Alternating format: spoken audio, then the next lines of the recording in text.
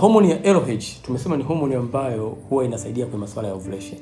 Lakini homoni ya LH inapokuwa juu au inapokuwa chini huwa inaweza kumfanya mwanamke asipate ute.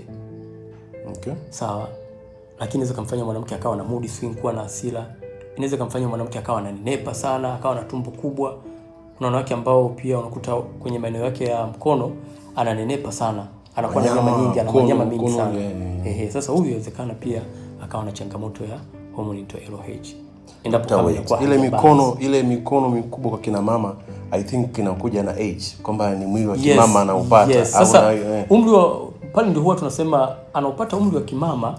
Kuna wale wanawake au kuna wale wamama ambao wanakuwa na mikono kwenye nyama zao humu, wanakuwa na nyama nyingi sana.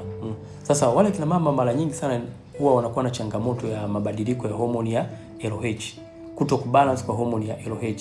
Homoni ya LH ikiwa haijabalance vizuri, huwa inasababisha mwanamke kuwa na nyama nyingi sana kwenye mikono, kuwa na tumbo kubwa, ambapo hii homoni ya LH mara nyingi inaweza kumfanya mwanamke kuwa overweight sana au kuwa underweight sana.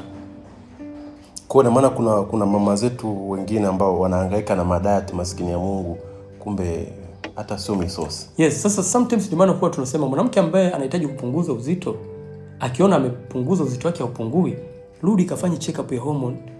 Mara nyingi hormone pia zinasababisha mtu kuwa overweight. Na kuna baadhi ya wanawake wengine wanapata shida ya kuto kupata choo kwa wakati, lakini changamoto kumbe ni mabadiliko ya nini? Ya hormone. Hormone inaweza kumsababisha, especially hormone estrogen inaweza kumfanya mwanamke akawa anapata constipation, asipate choo kwa wakati. Na hili ni tatizo kubwa sana.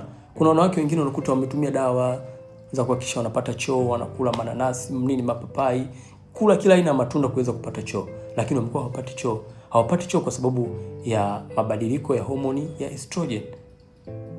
Huwa inafanya mwanamke anakuwa na changamoto ya constipation. Lakini kuna wanawake wengine wanakuta hawana hamu ya tendo la ndoa. Hiyo ni homoni ya estrogen kumfanya mwanamke kuwa mkavu, kutosikia hamu ya tendo la ndoa, kupata maumivu anaposhiriki tendo la ndoa.